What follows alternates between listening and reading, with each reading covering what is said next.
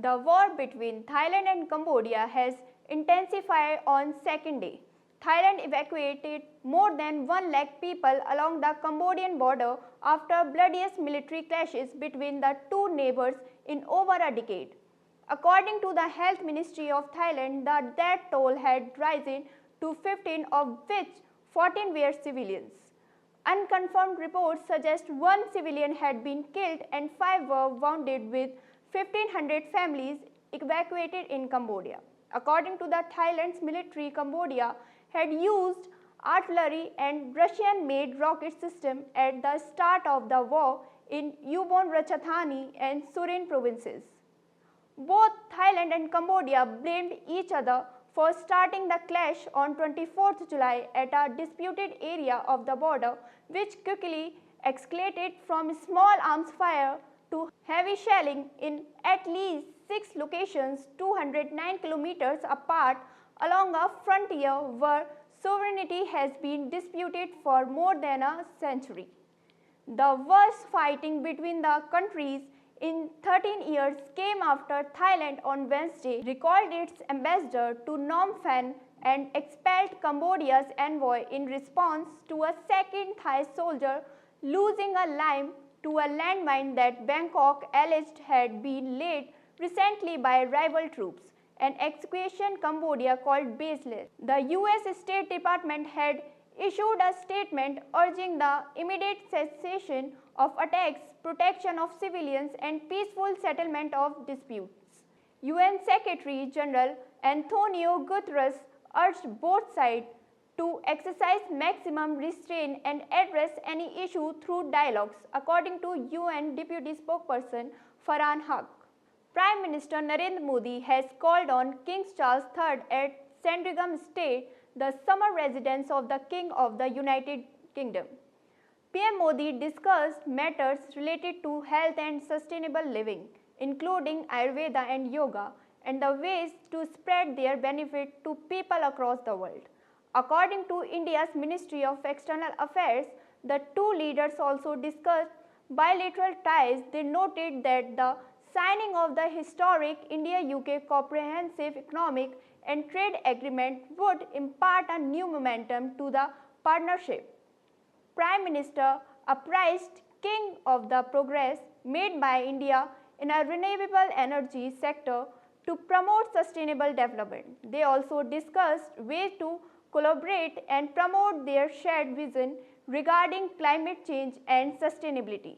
Both also discussed ways in which the UK and India could work together in the Commonwealth. Prime Minister thanked His Majesty King Charles for joining the green campaigning Ek Ped Maa Ke Naam and handed over a sapling that will be planted in Sandringham Estate during the upcoming planting session in autumn. According to DG of France, France's next generation military helicopter, the H-160M Guépard, has completed a flight milestone at Airbus Helicopters Meridian facility on July 24. Developed as part of the Light Joint Helicopter program, the Guépard is intended to provide a modular, multi-role rotorcraft platform across all 3 branches of the French Armed Forces.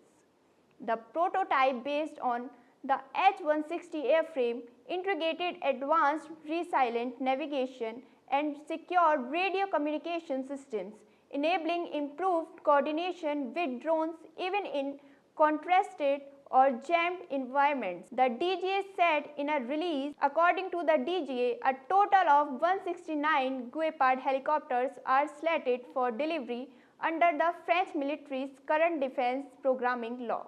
The military version of the H-160 was developed with a focused interoperability and operational flexibility. The aircraft's modular design is intended to streamline training and logistics across services while enhancing France's ability to deploy rapidly in support of national and international missions.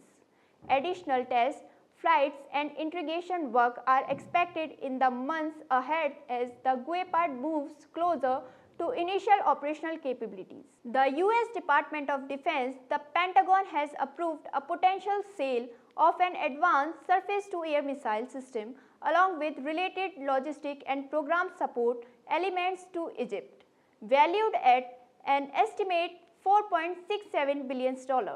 On 17 July, the US Senate confirmed General Mike Guetlein to be the first Golden Dome for America Direct Reporting Program Manager, reporting directly to the Deputy Secretary of Defense, Steve Feinberg. In this role, General Guetlein will be responsible for developing the Golden Dome portfolio of capabilities. According to DoD Pentagon, the Officer of Golden Dome for America will establish partnership with industry, academia, national labs, and other government agencies to develop an objective architecture and to rapidly develop and field defensive capabilities. The government plans to socialize this objective architecture as it is developed within the next 60 days. Australia and the UK are pledging a half-century alliance, shifting the two nations closer together, while the US wavers in its support for a crucial nuclear submarine program. Australia, UK and US will be signing a 50-year treaty to underpin the three-nation security pact after Australia Foreign Minister Penny Wong and Defence Minister Richard Marles meet their counterparts for talks in Sydney. The AUKUS security partnership involves the US, UK and Australia, but the fresh treaty is only between London and Canberra.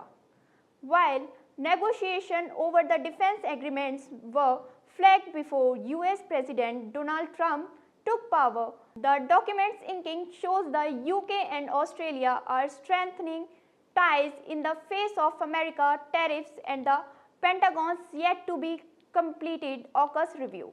As part of the existing defense agreement, Australia will pay $5 billion to support industry to design and produce nuclear reactor to power the future AUKUS-class submarines.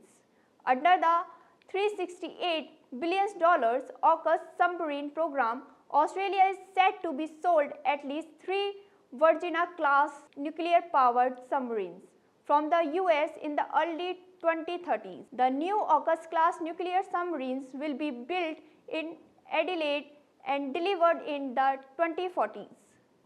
According to the sources, the Indian Navy will celebrate Navy Day 2025 in Thiruvananthapuram, Kerala, with festive centered to the Arabian Sea, a strategic maritime zone critical to India's security. The choice of the venue underscores the Navy's operational focus in the region and aligns with post-Operation Sindoor initiatives, which showcase its readiness to launch swift and effective operations in the Arabian Sea. The location was finalized after considerable deliberation in line with the government's initiative to celebrate significant national events across different regions. Last year, the celebrations were held off the coast of Puri in the Bay of Bengal. The Ministry of National Defense tracked 26 Chinese military aircraft, 7 naval vessels, and 1 official ship around Taiwan between 6 am Thursday and 6 am Friday. The ministry said 24 of the 26 People's Liberation Army aircraft crossed the Taiwan Strait median line and entered Taiwan's northern and southwestern air defense identification zone. 11 sorties were detected in the northern sector of the ADIZ, with 9 crossing the median line. In the southern west sector, 15 sorties were detected, with all crossing the median line. The ministry monitored the situation, dispatched aircraft and naval vessels, and deployed land-based air defense missiles system in responses. So far this month, Taiwan has tracked Chinese military aircraft 463 times and ships 191 times. Since September 2020, Beijing has increased its use of grey zone tactics by operating military aircrafts and naval vessels around Taiwan. Prime Minister Narendra Modi has embarked on a 2-day visit to the Maldives, concluding his visit to the United Kingdom. Upon landing in Male, the Prime Minister received a warm welcome from President Muizu, the Foreign Minister, the Defense Minister, the Finance Minister, and the Minister of Homeland Security. The Modi's visit to the Maldives is significant as it marks his first since bilateral ties were strengthened by the India's Out campaigning led by some Maldivian leaders and President Muizu's pro-China tilt during the election campaigning and the soon after taking over the office. However, with the changing times, President Muizu invited PM Modi to attend the 60th National Day celebration as the chief guest. PM Modi is also visiting on the 60th anniversary of India's-Maldives diplomatic relations. The visit is not only important to strengthen bilateral cooperation, but it also reaffirms India's commitment to its neighborhood first policy in the Indian Ocean region. The Shaurya Bharat Car Rally is a collaborative effort between Progress Harmony Development Chamber of Commerce and Industry and Indian Air Force to foster national pride and development. It promotes national pride and valor while emphasizing environmental development through the uses of 40 electric vehicles covering 800 kilometers. The rally commemorates Operation Sindoor and honors the valor of our armed forces. Additionally, it inspires youth to consider a career in the armed forces, promoting values to courage, discipline and patriotism. The initiative showcases the commitment to the national development and pride. Thanks for watching National Defense. Jai Hind, Vande Mataram.